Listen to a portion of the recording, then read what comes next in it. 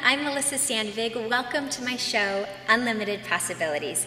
I'm so excited that you're here. I have a lot to share with you about my life as a dancer, an artist, and a professional, and how I got to where I am today, from hard work, determination, and passion for doing what you love. So I hope I can motivate you with some interviews with inspiring people, some backstage scenes of a day in my life, and I'm going to give you a little quote, food for thought to think about. And last but not least, we're going to do a move of the day. Whether it's dance or fitness related, you can feel what it's like to be in my shoes. So today, I'm going to start you off with one of my dear friends and one of my favorite people, Ade Obayomi. He was my partner on So You Think You Can Dance, and he is really inspiring to me. He's so strong, yet he's so funny and warm-hearted, and he has accomplished so much in his young years already. So I want you to get to know him and see what drives him as a person. So here we go. Here is Ade Obayomi.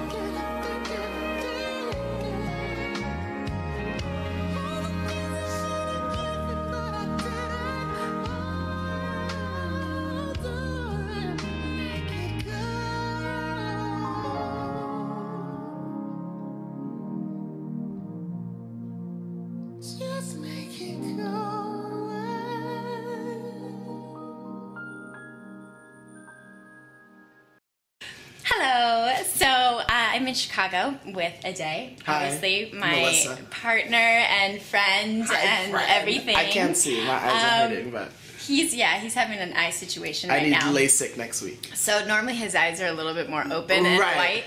And white, but now they're just red and infected with contact solution juice. So, juice. Anyway, we're working here on our convention, Hollywood Vibe, and I kind of roped him into it. This way we get to perform the breast cancer piece every time we work together, which is fun. We love to do that. Yes, of course. And we like to make people cry.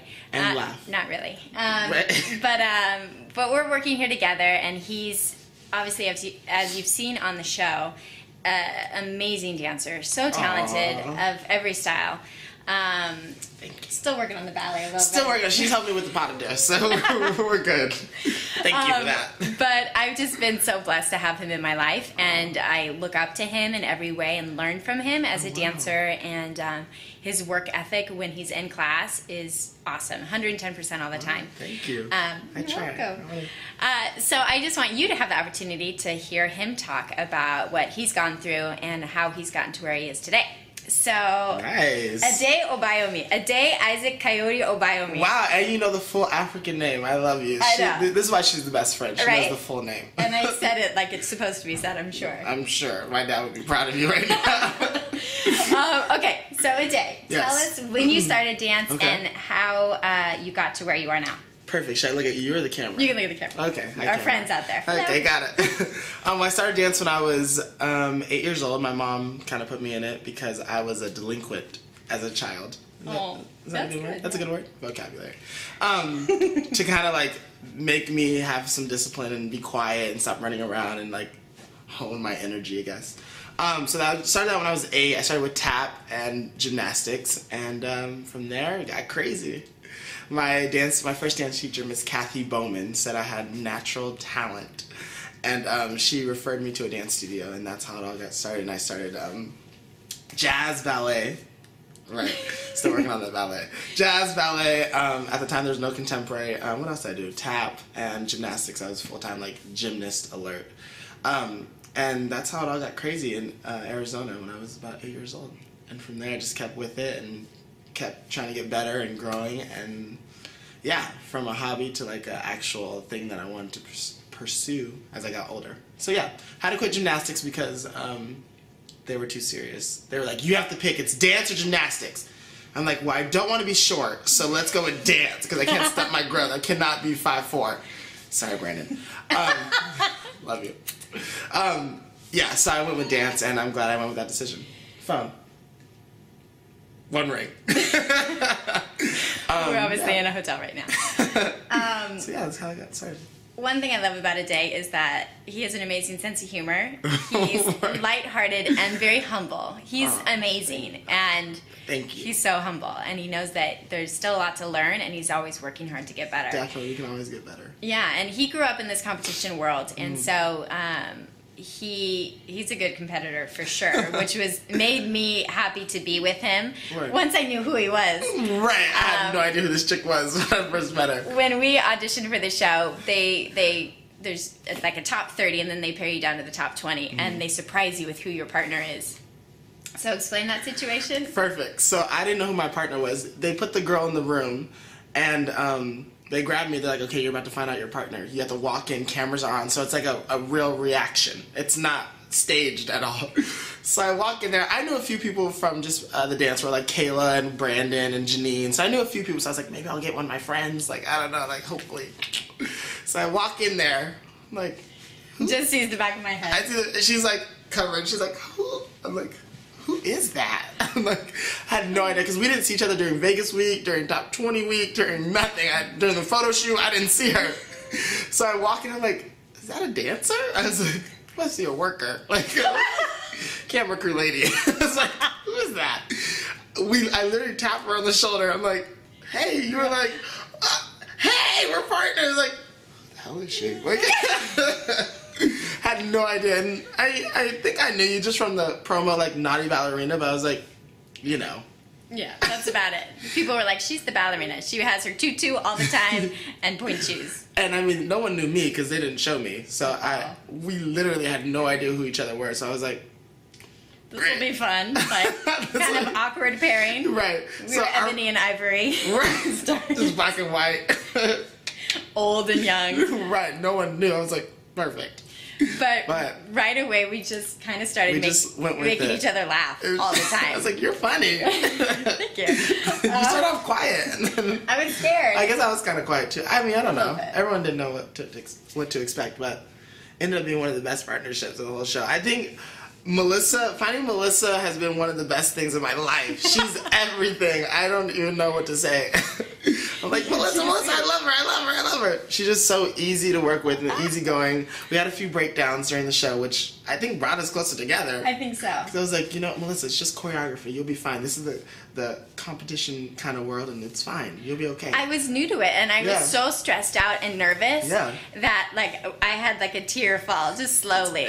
Like, it's okay, Melissa. We'll get through this. And he was so nice, and he goes, it's just choreography. Just think of it as steps. You don't have to stress. Yeah, if you think about that, you break it down. It's like making small goals to achieve something bigger. Right. Where I'm thinking about the ending picture of I need to perform and be amazing, but I'm not starting small and growing bigger. Same thing in life. Like, you can't tackle everything. You gotta just... The baby steps. Yeah. I'm like, let's just get the steps. Remember the steps. It's just break steps. Break it down. Like, we dance. Like, we're not trying to cure cancer here. Like, we're just, you know... dancing. So he helped me a lot just to kind of calm down, and because I'm not used to this competition thing. So we were a good balance. Yeah, it was a really good balance. But we were the best couples on the show. Like, we just got along and had so much fun. Yeah, and we did have a good time. That made the whole process so much easier. Yeah, it was easier. less stressful. It was just, okay, yeah, I get to rehearse with Melissa. We'd laugh all the time. People were like, okay, damn, Melissa, can you please focus? He did give me a bloody nose once. I'm sorry. Do you remember that? And I cracked your rib a little bit. And he cracked my rib a little bit, but I still love him.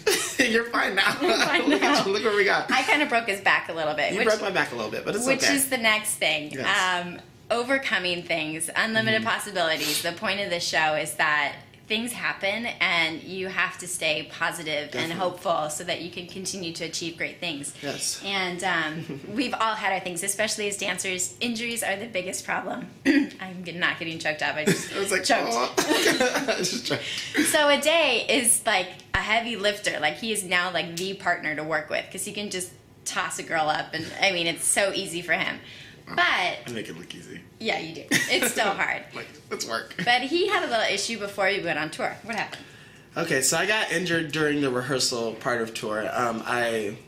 What did I do to my back? I guess they call it herniated. I got a herniated disc from I over twisted. I think it's just from like strain on my back and just lifting everyone, which I guess I was destined to do with these muscles. But yeah, it was kind of a difficult thing because I've never really had a serious injury. I've always had, strong bones and all that good stuff. So it was really a shock to me. I guess I was just overworking some and all that good stuff. And I got hurt and they told me that I wasn't going to be able to go on tour at first. They were like, well, if you can't get better in like 2 weeks when we hit the road, like, what are you going to do? So I went to the doctor and everything, and he told me that I would either need surgery or like serious therapy, like just rebuilding stuff and taking it slow.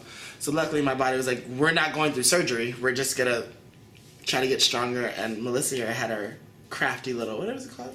Electro-stim machine. She had her portable stem machine. You hook them up all the time. She zapped me so my muscles would stop contracting and stuff, which is perfect because it relaxed me. And then she taught me Pilates exercises to help me alleviate some of the pain by using my legs and like core and like different things that I didn't really know at first. I would just like power through stuff. So now I do it smartly. Is that a word? Sure. There is a day. 1, 2, 3, up.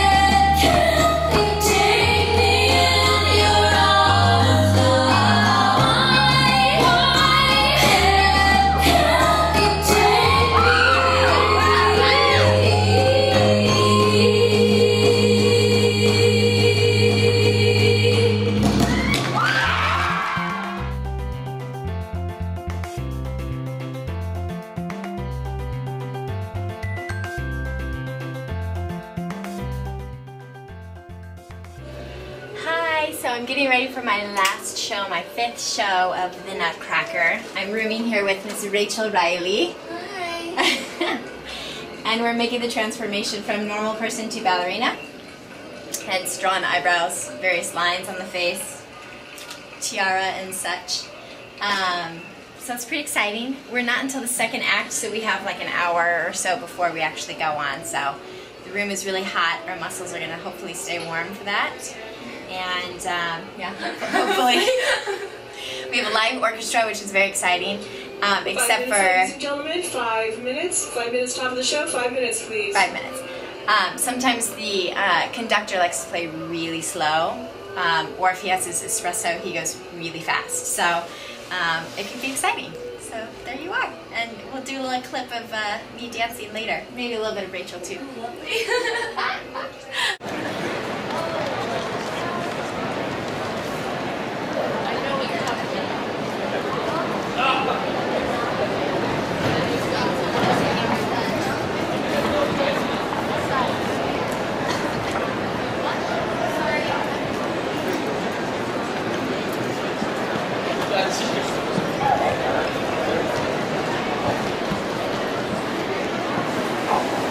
Girls, step out of the way. Not you, girls. You guys keep going. Girls, back up a little bit. Cassidy. Chinese. Spanish, back up. What's that? I'll try not to.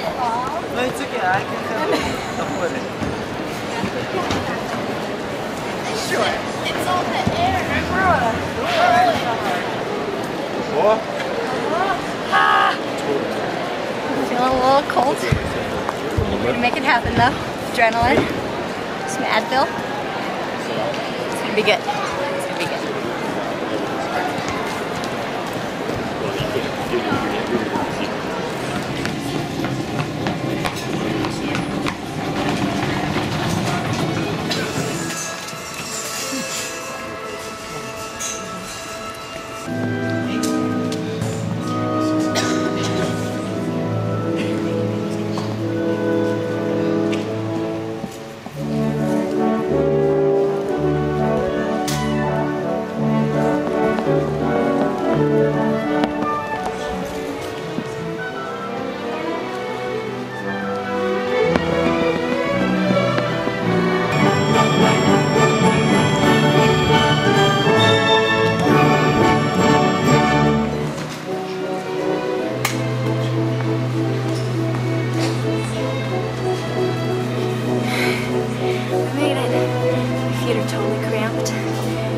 Throbbing, and I wasn't really on my balance, but it's okay. I smiled a lot, that's all that matters. I brought you to my Pilates studio that I use at my home to teach dancers and people every day how to improve their posture, increase their flexibility, and their strength. So I'm going to teach you today the very first step that you learn as a dancer, and it's called plie, which means to bend in French. Now you do this every day without even knowing it, but I'm going to show you some positions that we use in ballet that can help increase your flexibility and give you a little different workout. So we're going to start with first position. Now don't pay attention to my toes because they've been in pointe shoes for a very long time, so they're not very pretty. But here we go. We're going to start in first. Toes turn out to the side. And as you plie, you want to make sure that your knees go directly over your toes, making a nice diamond shape. Now when you stretch, you're going to pull those inner thighs all the way together and squeeze the back of your legs. Plie, keeping your heels down, and stretch.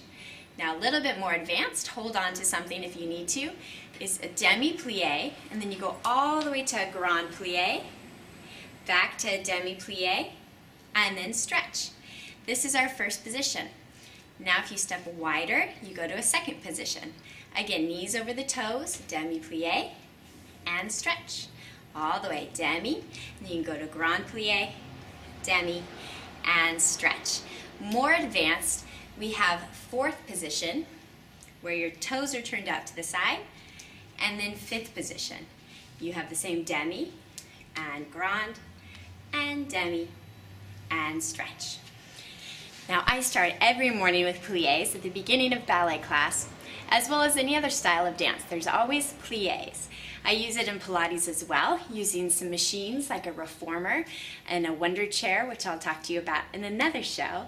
But plie, if you do 10 of those a day in each position, you'll feel a great workout. And you'll feel what it's like to be in my shoes for the day. So practice your plies, bending and stretching, bend in French, and I hope you have fun with it and get a great workout. All right, thanks for coming to my home Pilates studio and work on that move of the day. I'll see you soon. So today, my little food for thought is a quote that my acting teacher uses every day. She simply says, outproduce the negativity. All that means is that when you're having a bad day, you're negative, you can't motivate yourself, just outproduce that. Find little teeny mini goals that you can accomplish to stay productive. Keep yourself moving, keep yourself motivated, whether that's doing the dishes or putting the laundry away. Stay productive whatever you do, and you won't let that negativity take you down.